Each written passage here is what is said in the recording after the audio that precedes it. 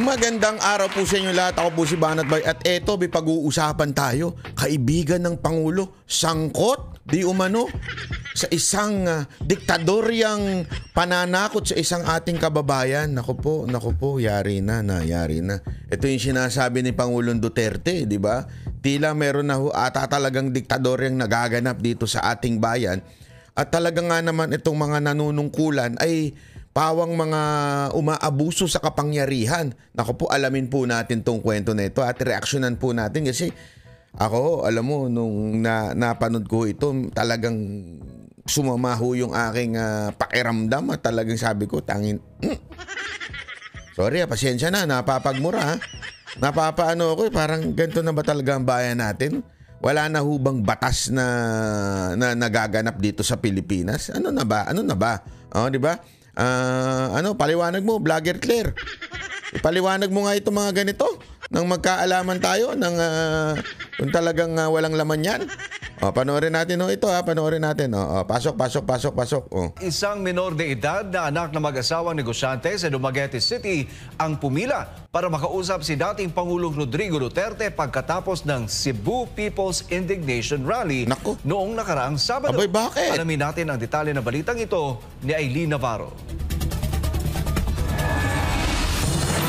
Dahil sa sunod-sunod na insidente ng pananakot sa kanilang pamilya, si Bea Torres, 16 anyos na anak ng mag-asawang negosyante na sina Gaspar at Kitty Torres mula sa Dumaguete City ay nagpasaklolo na nang mag-post ng panawagan sa kanyang Facebook page at sinundan pa niya ito ng isang video post. To President Bongbong Marcos, Vice President Inday Sara, Secretary Jovic Remulla of the DILG, Secretary Jesus Crispin Remulla of the DOJ, the Chief of the PNP, the NBI Director, and the Human Rights Commission.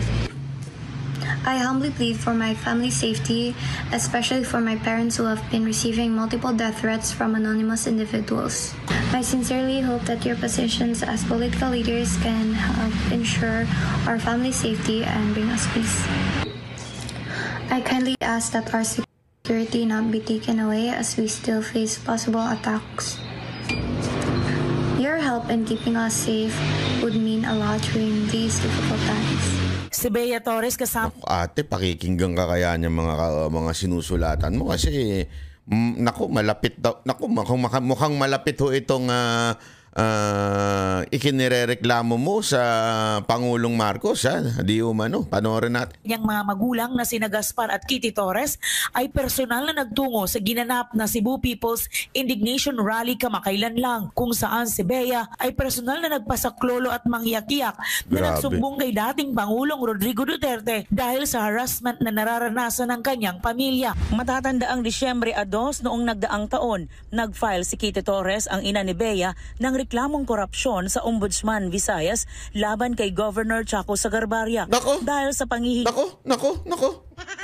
Si Chaco. Nako po, patay tayo dyan. Sino ba yung Chaco na yan? Nako. Manuel Chaco L. Sagarbarria. Nako, malupit. Sino ba ito? Saan ba yan? Nako, ito po ay Governor of Negros Oriental. Aba, sounds family. Negros Oriental. Sounds family, mga kababayan. Baka sabihin naman ng mga English vocabulary dyan. Sounds familiar. I know. Okay? Sounds familiar. Okay? Sino ho itong si Manuel Chaco L. Sagarbarria? Ay, siya lang naman po ang pumalit nung namatay po yung pumalit kay Digamo. Kaya. Ulitin natin para mas malinaw. Following the assassination of Governor Ruel Digamo, March 4, 2023, alam naman natin, may karumal-dumal na nangyari dyan sa Negros wherein namatay po ang kanilang gobernador. Malupit ang sabihin, ito ay matinding pangyayari. Ito ay nationwide na nangyari, pinatay. At pinagbintangan ng mga Tebes. Sabi nga nila, in every crime, you should check the motive. Diba? So, Sa bawat krimen daw, kailangan mong malaman kung anong motibo para mapatunayan mo ang isang tao o malaman mong isang tao kung meron ba itong kinalaman. Diba? So si Digamo namatay.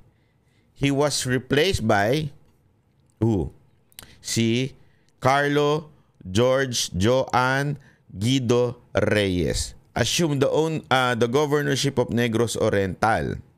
Ibig sabihin, ang pumalit po ay si Reyes, Governor Reyes.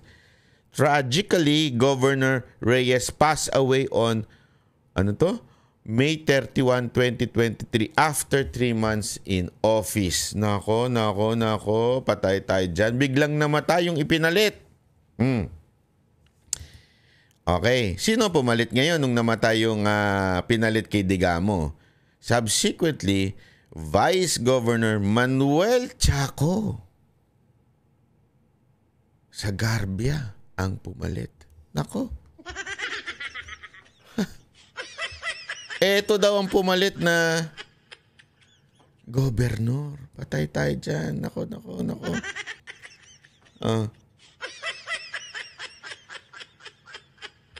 Eto para lang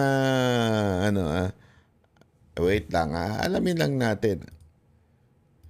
Anong kinamatay ni Governor Carlo Reyes of Negros? Ayan, anong kinamatay? Banat bay naman, masyado ka naman. Dahil sa isang karamdaman. Ayan. Bagaman, kinumpirma ng opisyal lalawigin ng kanyang pagpahal, hindi sila pinahintulutan. Nako. Ha?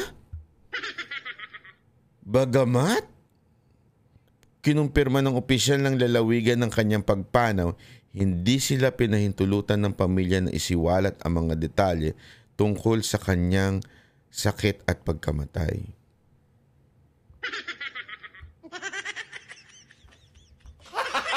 Gago! Bakit? Bakit mo naman ako sinasabihan ng gago?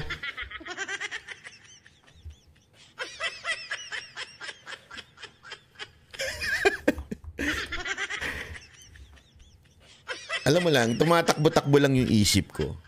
Pero sige, tuloy natin. Basta, after 3 months na pumalit ni Governor Reyes, after 3 months, pumanaw ito at pumalit ho ito. Anong dahilan ng pagpanaw? Dahil daw sa sakit, pero hindi na detalye. Okay. Sige. Tuloy, banat bay, ha? Tuloy mo lang. Easy. Tuloy mo lang. Umano ng tig 500,000 piso kada quarry operator na kliyente nila kapalit ng permit to operate. Nako, meron daw siyang di umano, allegedly kinikilan na 500,000 pesos kada operator ng quarry. Nako.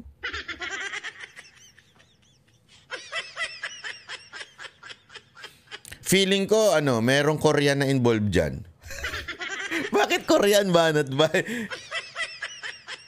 Bakit Korean? Hindi, feeling ko meron Korean involved dyan. Paliwanag ko lang sa inyo. Kilala niyo yung Korean na yan? Yung mas mataas na mastermind na sinasabi niya, tanggalin natin yung tapos ibintang natin sa iba. Ibintang natin sa mga tebes. Bakit naging Korean? Nagtatagalog. Alam nyo na kung bakit. Magkano Korean dyan? Magkano Korean dyan? Nagets nyo na, magkano Korean dyan? Magkano ako? Kayo naman, di nyo mag-gets. O, tuloy natin. Magkano ako riyan dyan? Magkano ako? Si Governor Chaco ay kinasuhan ng paglabag sa Republic Act No. 11032, an act promoting ease of doing business and efficient delivery of government services, amending for the purpose RA 9485. Ganon din ang paglabag sa Republic Act 3019, Anti-Graft and Corrupt Practices Act at bribery under the revised penal code. Makalipas ang isang linggo, Naku, grabe naman yun. Ang daming kinaso sa kanya. Ang lupit. Tapos pagkatapos nung kinasuhan siya, anyari. Tuloy natin. Ding, ding, ding, ding. matapos magsampa ng reklamo, Oh. sinira ng motorcycle riding in tandem ang CCTV Aba? camera sa labas ng bahay ng Aba? pamilya Torres. Noong Enero 20, Aba, sinira. Ito ho yung nagdemanda doon kay Governor Chaco. Ito yung nagdemanda doon. Ha? Ito yung sila. At yung bahay nila, pagkatapos sila magdemanda, sinira ng mga... Ano kaya yung mga nanira na yun? Sino kaya yun? Mga kanto boy? Mga drug addict? Mga tambay sa kanto na mga kanto boy nga yun eh. Mga chismoso sa kanto kasi ayaw nilang nakukuhanan ng chismisa nila. O baka naman yung may kabit. Ayaw na makuhanan ng video yung kabit nila. Sa tingin ninyo, sino sumira nung CCTV nitong dalawang nagdemandan to? Okay na lang sumagot. nalaman ng mag-asawang Torres na pinaimbestigahan sila sa pamamagitan ng isang Kiefer Saga na Nako. sumulat sa DENR upang kumpirmahin kung accredited ba ng DENR si Gaspar Torres na isang processor ng ECC at iba pang DENR permit. Nako. Sa dokumentong hawak ni Kitty Torres, napatunayan na nasa listahan ng Environmental Impact Assessments Practitioners Application ng EMB7 si Gaspar Torres. Nako. Disyembre 23, nag-file ng urgent motion si Kitty Torres para sa Order of Preventive Suspension laban kay Negros Oriental Governor sa Garbaria at Naku. iba pa. Nitong Enero 27, nagpatuloy ang harassment ng Ay, mag-iwan paano ba naman nagdemanda ng parang urgent motion na isuspend itong si Governor dahil sa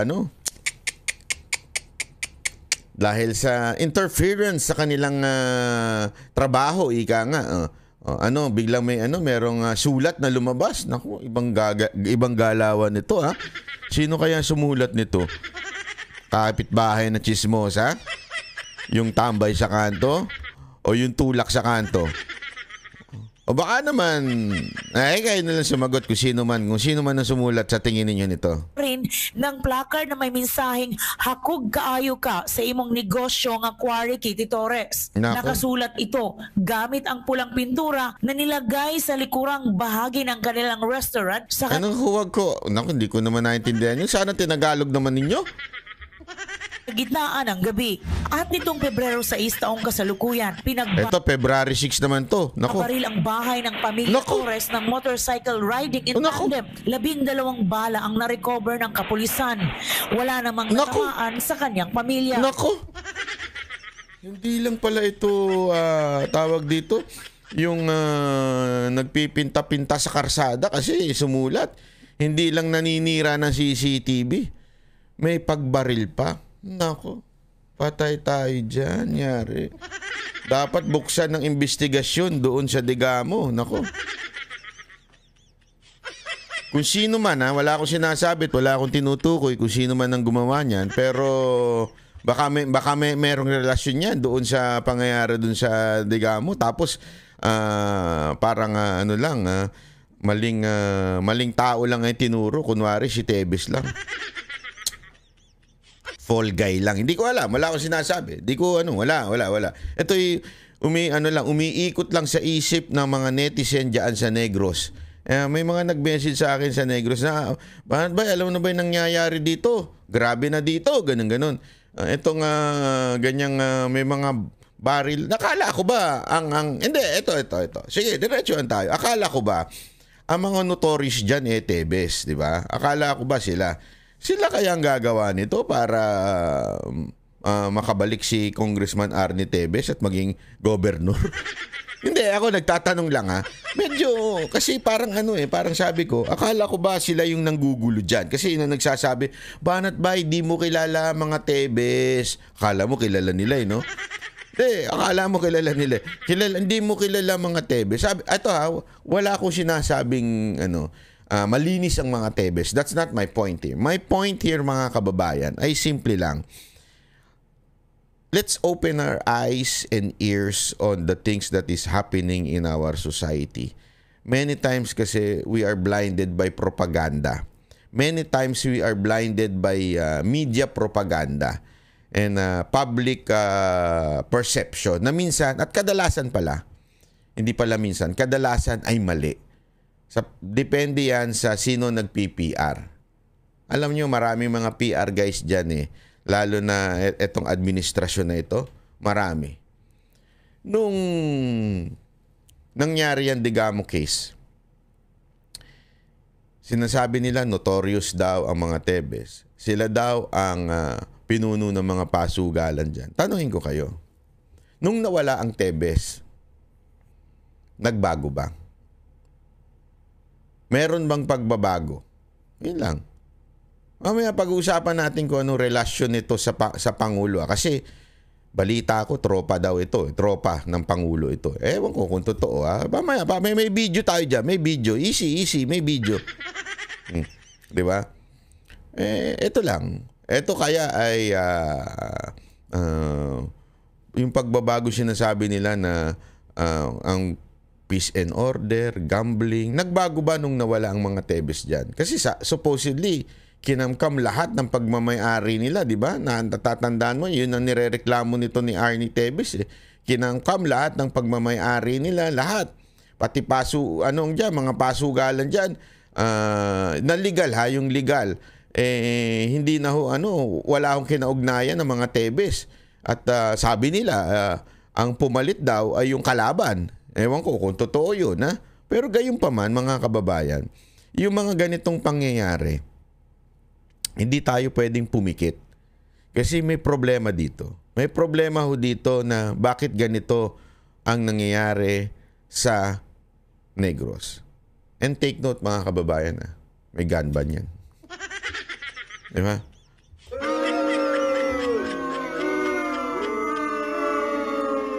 Kaya, sesegue ako ng kapiraso. Kaya yung sinasabi ng isang abogado dyan, yung bobong abogado na walang kaso, o kung may kaso man, puro talo.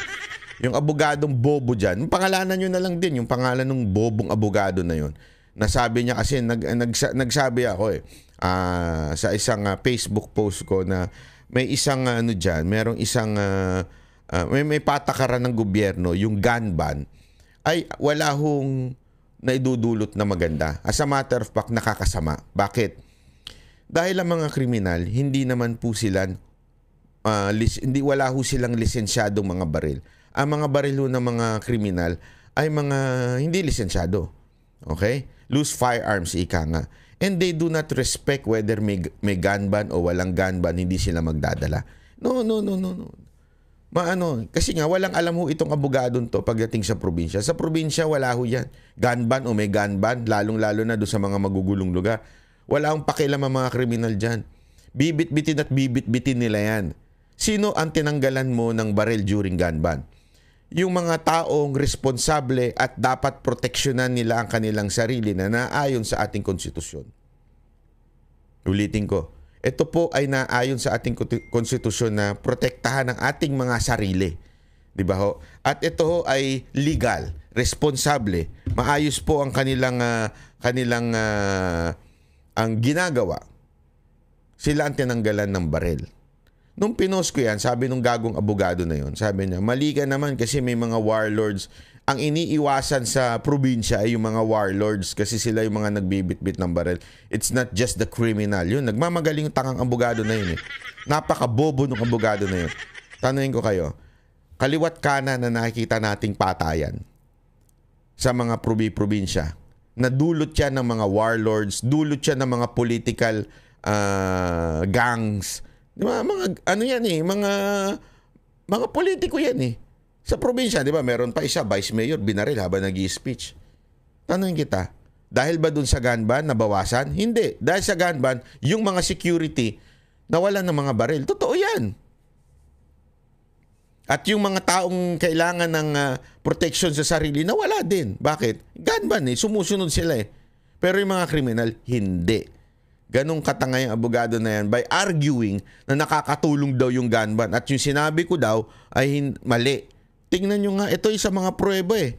Walang nadudulot na maayos yung gun ban. Ang tinatanggalan lang ng proteksyon yan ay yung mga responsableng gun owners. Ito ang pangalawang strafing incident. Una nang na-strafing ang kanilang bahay noong Abril 23 nitong nakaraang taon. Matapos si Kitty Torres humarap sa Senate hearing, may kinalaman sa kasong pagpatay ng isang media man sa Dumaguete City. Kamakailan dumulog na sa Commission on Human Rights ang mag-asawang Torres, ganon din sa Ombudsman Region 7 at sa NBI. Sa ngayon, ang mag-asawang negosyanteng Gaspar at Kitty Torres ay binigyan ng PNP ng 2 gwardya upang masiguro ang seguridad nito. Subalit pilit ring pinapatanggal ng kalaban niyang anyay nang haharas sa kanila. Ano daw? May guard, pero sino nagpapatanggal? Binigyan sila ng protection, ano yun matik yun pagka ikaw ay may bibigyan ka ng gobyerno o kahit depende yan. Depende yan. Alam mo naman si Marbil may sariling mundo yan Kaya nga 'di ba yung mga lihitimong may death threat na Duterte supporter, mga lihitimo ito may mga papel ho ito mga ito When you say lihitimo, back up ho ito ng dokumento. Walang pakialam si Marbil dyan. Basta Duterte supporter ka, tatanggalan ka. And I know a lot of people tinanggalan niya because Duterte supporter. Ayoko na lang pagpangalan kasi para hindi mabulgar yung kanilang mga threat. Pero tinanggalan ni Marbil. Bakit? Ang sabi niya, bakit may yan? May PSPG yan. Ganun yun. Kahit na, kaya, alam mo, sa totoo lang, dahil sa ginagawa niyang yan, pinapakita niya talaga na diktador sila. Diba? Eto, binigyan niya. Pero pinatatanggal naman nitong accusation nila hindi accusation ko, accusation nito mag-asawa, pinatatanggal daw nung gobernador o yung pinatatanggal nung kalaban nila. Ayan ang ina-allege nila. Nang dahil lang sa kaso na finailed ko against sa kanila, okay lang kung ako at saka yung asawa ko, may mga anak kami dito sa loob ng bahay namin, Miss Ai. So ngayon ang panawagan ko, diretso na ako kay PNP Chief Marbil at saka kay DILG Secretary. Alam ko naman, tatay din sila. Sabi nga ng anak ko, Mama, I write sa sinulat ko yung letter doon kasi desperate na daw siya, nanawagan daw siya na sinasabi niya, PNP Chief, tatay ka naman, please po, tulungan mo kami kahit hindi mo naman ako anak. Bagamat puno ng pag-aalala sa kanyang pamilya, sakit doon, Brad. Ang mag-asawang Torres na makakamit rin ito ang hustisyang nararapat para sa kanila. Ang tanggapan ng SMNI News Visayas ay bukas para kay Governor Chaco Sagarbari. Governor Chaco, ako din, bukas din ako sa inyong sagot. Tungkol dito sa accusation ng mag-asawa na ito. Alam nyo, medyo mabigat po yung accusation na ito dahil inaakusahan kayo ng mga tulad ng pagtanggal ng CCTV, yung pagsulat-sulat, inaakusahan kayo. Tapos yung tao nyo daw yung sa pagbabaril-baril. So matinding akusasyon yan. Plus yung pangingikil nyo pa. At pati yung mga kaso. So kung kayo ay open po ako na na kayo ay marinig ang inyong panig kung gayon din ang SMNI, di ba? Pero itong balita na ito medyo nakakaano ito. Bakit to kanyo?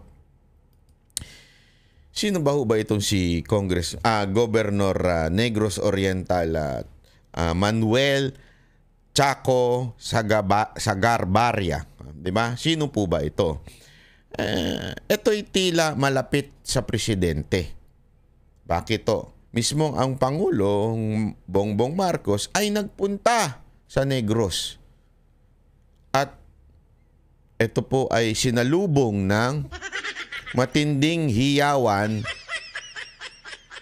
ng gobernador. Yung gobernador lang humiyaw. At saka siguro yung mga tauhan niya. Yun lang ang humiyaw po. Yung gobernador at saka yung mga tauhan niya. Wala nang iba. Pero ito, papakita ko sa inyo itong video na to. Naaman si Presdere, I'm not gonna take much of your time because kay Balogyo ko, you are all excited to hear what he has to say para kanato tanan. I would just like to say, isagitra na to. Okay ra ba? BBM! BBM! BBM! Dunga ta, BBM! Parang excited yung mga tao Anyari? Sandali. Huy. Yung ayuda nyo, wala. Kayo. Kayo mga taga-Negros ha, wala kayong ayuda pagka ganyan. Ha? Nako. Tanan. I would just like to say, isagit ra na to. Okay ra ba? BBM! Nako. BBM! Nako. BBM! Ay, sus! Kung ata BBM! Watay mingaw. Grabe, ganadong-ganado yung mga taga-Negros ha, sa pagsigaw ng BBM ha. Ganado kayo ha. Ano nangyari sa inyo? Anak kayo ng tutsa. Wala kayong ayuda paglabas. Kayo talaga hindi. Kasi alam mo kung natutuwa, maraming aspekto yan. Kung natutuwa yung mga taga-Negros sa ginawa ng gobyernong ito sa kanilang lungsod, di sana sagot talaga dyan, BBM, di ba? BBM. Bakit? Hinipe na kayo ng gobernur nyo pero wala. Nga. Di ba? BBM! BBM! Ay, saya. Kung ata BBM! Ay, ang saya. Watay mingaw man usob-usob! Tandaan nyo, RTBM ang kumuha nito ha. Ayan. BBM! BBM! BBM! Oh, okay. Press. Rock okay na dita. The Negros Oriental. The entire. Sandali nga, i-posing nga natin itong mga itsura ng mga tao na to. Yan. Ano natin, lakihan natin. Tingnan natin mga itsura ng mga tao. Ayan. Happy sila. Di ba? Ang saya nila. Ang saya-saya nila, mga kababayan. Grabe, enjoy na enjoy sila ha. Ang bira. Kabi-kabanat ba ya? Tuloy natin. BBM! Watay mingaw man usob-usob! BBM! Oy! BBM! Oy! BBM! Oy! Okay. Okay na. Okay na ra. Okay na dita.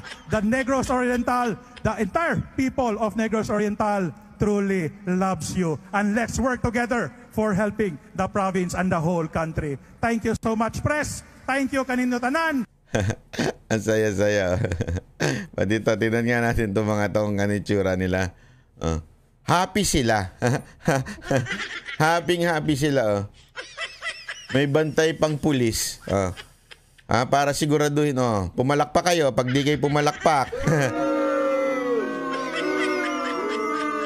Ano mo, happy yung nakamas, tingnan nyo, happy. Di ba? Gago! Di ba kitang-kita naman sa pagmumukha nilang masayang-masaya sila sa pagdating ni BBM sa lugar nila. Ay nako mga kababayan. Anyway, ito lang masasabi natin dito. Yan po ang nangyayari sa Negros ngayon. Okay? Yung sinasabi nilang dahil sa mga Tebes, nawarak ang Negros, ganyan. Ngayon, wala na sila doon, di ba? Pero, bakit tila may mga ganito pang pangyayari? Di ba? Tapos, kung titingnan ninyo, bakit hindi masaya mga taga-Negros kay BBM? Kung masaya sila, 'di ba? Kung masaya sila sa ginawa ni BBM doon sa mga pangyayari diyan, di sana ang saya-saya ng mga ganitong rally, 'di ba? Halatang-halata mga kababayan. I-compare nyo naman 'yan doon sa Cebu na naganap. Nakitang-kita ninyo kahit mga taong talagang naghihiyawan, kusa diyan. Pinasisigaw na sila, ayaw pa rin. Diba? So, ano ibig ko lamang pong sabihin noon mga kababayan? Simpleng-simple lang. Palpak ang administrasyon na ito dun sa ginawa nila sa Negros. Hindi lamang po yun. Ano kaya ang kinaugnayan ng presidente dito sa tao na ito? Kasi parang malapit sila. Mantakin mo, pinuntahan pa sila ng presidente. Talagang personal na pinuntahan. Tapos parang close sila nung kanilang gobernador. Itong si Chaco, di ba? Parang close na close sila. So ano kaya ang kinaugnayan ng presidente natin dito sa mga pangyayari na to? Bakit? Sabi nga nung alleged nung mag-asawa, pinatatanggal pa yung security. Sino bang commander-in-chief ng PNP? Aside from the direct person who approves the security, direct po ang PNP chief po ang nag-approve, pumipirma ng security ng tao. Kunwari merong lalagyan. Ang PNP chief. So si Marbil. Kaninong tao si Marbil? sa presidente. So, bakit tila parang close sila nito? Sa tingin ninyo mga kababayan, close kaya talaga sila nito? Meron kaya silang kasunduan? Meron kaya silang kaibigang Koreano? Alam niyo na yung Koreano, di ba? Nakakwento ko na sa inyo. Oh. Ano ang kinaugnayan nito sa ating Pangulo? Mr. President, this is what is happening to our country, Mr. President. Baka pwedeng gumawa na ng vlog. Yung bago mong Yusek na maingay dyan. Ipagtanggol ka na kasi tila kasi sinasabi nila na parang ako naniniwala ako talagang etong Yusek na ito, she was hired kasi weak ang personality ng presidente. Sobrang weak ng presidente. That's why she was hired kasi maingay ang bibig, strong, kung bumanat, talagang walang manners, parang hindi opisyal. 'Di ba? Totoo naman parang hindi opisyal, parang ang vlogger ang datingan Wala namang masama kung ikaw ay vlogger at ganyan ka. That's normal. Walang problema 'yun. Kaya lang nandiyan ka pero yung mga pinapakalat mong fake news medyo hindi maganda. Kasi kita naman natin, di ba? May mga sinasabi ka na hindi safety sa Davao City at kasalanan ni Pulong. Hindi mo ba alam na wala na sa kapangyarihan ni Pulong ang mga pulis ng Davao City? Pinagpapalitan pa ng tao ni Marbil yung mga supposedly RD doon. Hindi pala RD. Chief of Police. Di ba? Ilang beses yun. Yung isa nga, di tumagal ng araw Pinagpapalitan. Pag nalamang merong kinaugnayan sa mga Duterte, pinagpapalitan. Pati yung mga pulis, pinalitan din po. So, tapos sasabihin mo may direct connection with Baste, Duterte. Wala. Di ba? Yun lang. Fake news ka na di ba? Tapos sasabihin mo yung pagsita ni BP Sara Duterte na corruption, dapat tinitingnan yung tatay niya kasi sinasabi mo na binalita na ito yung most corrupt na presidente. Di ba? Hindi ka ba nagbabasa? O sa bundok ka lang talaga nakatira? Alam mo ba sa Guinness World of Record kung sino ang may record? Hindi, para lang sa kaalaman mo. Baka kasi hanapin natin yun. Guinness Book of Records Most Corrupt. Alam mo ba kung sino? Si Duterte ba? Hindi. Baka lang hindi mo alam kung saan yun. Papakita lang natin. Noong 1989, kinilala ng Guinness World Records si Ferdinand Marcos bilang pinakamalaking pagnanakaw mula sa pamahalaan. Hindi po ako nagsabi niyan. Gayunpaman noong 2022, napansin na ang talaang ito ay tinanggal mula sa kanilang website. Nabili? Nabayaran? Ano nangyari? Bakit ganun? Marcos' greatest robbery record disappears from Guinness website. Published March 14, 2022. Anuhin po natin yan. Nandyan lang po yan. I-google nyo po. So, ibig sabihin po nun mga kababayan, ito talagang Yusek na to ay talagang nagpapakalat po ng fake news. Kaya sana po ay panoorin nyo po muli ang ating mga susunod na videos. Maraming salamat po. Ako po si Banat Bay. Yan ang Banateros, boses ng ordinaryong Pilipino.